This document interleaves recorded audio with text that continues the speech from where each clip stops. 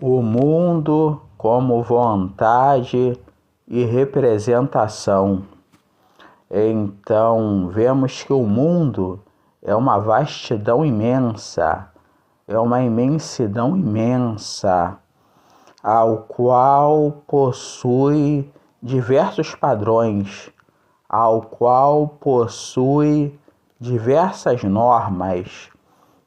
O mundo, então, com sua vastidão, com a sua imensidão, com a sua plenitude, representa muitas coisas para nós. A realidade apresenta muitas coisas para nós. A realidade nos ensina de diversas formas e de diversos modos, ao ponto da gente ter que se submeter a ela, para que venhamos de fato a estarmos integrados a ela. E em questão de aprendizado, é que devemos compreender bem as coisas e se voltar para a questão do conhecimento, para a questão do aprendizado, para que venhamos a ter bases, que é a preparação do nosso ser interior, para podermos absorver o conhecimento. Para quê? Para que venhamos a compreender as representações do mundo. Porque nem sempre podemos compreender as representações do mundo, pois o mundo representa demais. E nas suas representações, o mundo nos oferece possibilidades, nos oferece meios, para que venhamos a aprender mais. Então, se tratando disso tudo, se tratando dessa imensidão toda, se tratando dessa imersão, que é mergulhar para dentro toda, é que temos o caso de Arthur Schopenhauer, do mundo como vontade e representação, em que eu estou falando. Então, olha só, o que não podemos compreender diretamente, o que não podemos entender diretamente, o que podemos apenas vislumbrar, apenas olhar de lacuna, que significa olhar através de brechas, de buracos, não conhecemos de fato. Mas na nossa realidade do século XXI, temos muitas representações da realidade, devido à tecnologia, devido ao avanço do ser humano tecnologicamente. Isso tudo faz com que venhamos a ter possibilidades de entender a realidade. Mas de fato entendemos a realidade de fato, ou o conhecimento também é uma representação da realidade de fato? Se tratando disso, é que o conhecimento é uma representação da realidade também, de fato e não sendo de fato. Como assim, Mateus? Vamos lá, é que o conhecimento é um esboço que pode ser literal da realidade, que pode ser real da realidade, ou pode ser um esboço não real, mas embasado na representação, que é algo que, como eu já disse, o olhar pelo buraco, o olhar pela lacuna, que é o buraco, e enxergando algo.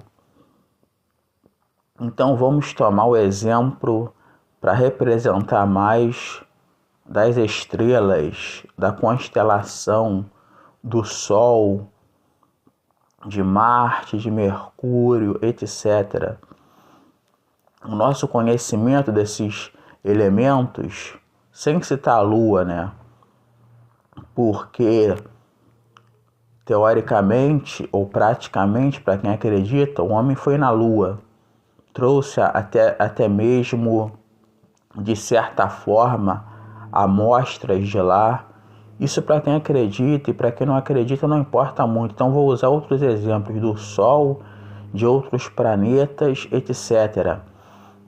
No caso do Sol, o que sabemos do Sol de verdade? É uma realidade ou é uma representação? Porque o homem nunca vai poder ir até o Sol, né? Então as ciências de fato compreendem o Sol de verdade ou representam o Sol de verdade para a gente?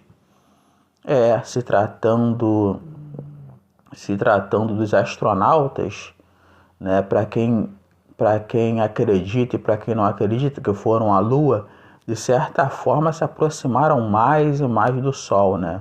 Estando eles na Lua, se aproximaram do Sol.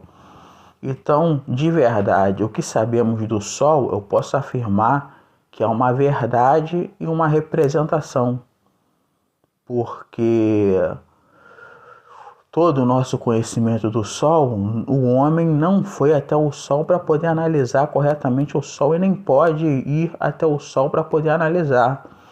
Então, nosso conhecimento, se tratando dessa questão, é uma representação real e não real da realidade. Então, realmente é isso. E se tratando de outros elementos que podemos se achegar, bem, a questão do copo de vidro. Vamos lá, é representação ou é literal? Podemos estudar sobre o copo de vidro e passar a ter um conhecimento mais aprofundado do copo de vidro, até mesmo comprar um copo de vidro e até mesmo pegar um copo de vidro e analisar o copo de vidro. Então, nosso conhecimento do copo de vidro é representativo ou é literal? Então, eu posso afirmar que o nosso conhecimento do copo de vidro é literal, não é representativo. Mas vamos se aprofundar mais nessa questão ainda, do mundo como vontade e representação. E então, como conhecemos a realidade de fato? A gente entende a realidade de fato ou a gente representa a realidade de fato? Como é que o ser humano entra em contato com a realidade? Como é que o ser humano compreende a realidade? Através da percepção. O que é a percepção? A percepção são os sentidos humanos aos quais o ser humano possui, ao qual faz com que o ser humano seja imerso na realidade. A realidade nos engloba por percepção. E se não fosse a percepção do ser humano, como que o ser humano entraria em contato com a realidade? Entraríamos de fato de forma teórica. A gente estaria imerso na realidade, completamente dentro da realidade, porém sem sentir a realidade. Então a nossa situação seria representativa e literal, mas dada a percepção representativa. Então vamos caminhar nessa questão. Então enxergamos a realidade representativa e entramos em contato com a realidade literal através dos estudos, através do conhecimento. Por isso que foi citado no início, praticamente, a questão do ser humano ter que se dobrar para o conhecimento, ter que se inclinar para o conhecimento, para poder aprender mais, para poder se debruçar mais na questão do conhecimento, porque isso tudo faz com que venhamos compreender a realidade. Isso tudo faz com que venhamos a entender a realidade. Isso tudo nos dá conhecimento acerca do que é real. E então o ser humano, a princípio, sem conhecimento, ele entende da realidade e não entende da realidade. Um bebê, quando nasce, ele se torna imersivo na realidade. Isso significa que ele adentra na realidade. Quando ele abre os seus olhos, respira, etc., ele representa tudo. Ele representa tudo. À medida com que ele vai crescendo, vai se desenvolvendo, o pai e a mãe vai ensinando ele vai de fato aprendendo o que é realidade de fato. Por isso que é fundamental a questão dos estudos, por isso que é fundamental a questão do conhecimento, pois o conhecimento nos faz aprender o que é a realidade de fato, né? Não totalmente, mas o que as ciências de fato conhece como literal, como real, o que podemos pegar como exemplo do copo, a gente conhece de fato. Então, os estudos são fundamentais, os estudos são de suma importância, pois fazem com que o ser humano, de fato, venha a aprender o que é realidade.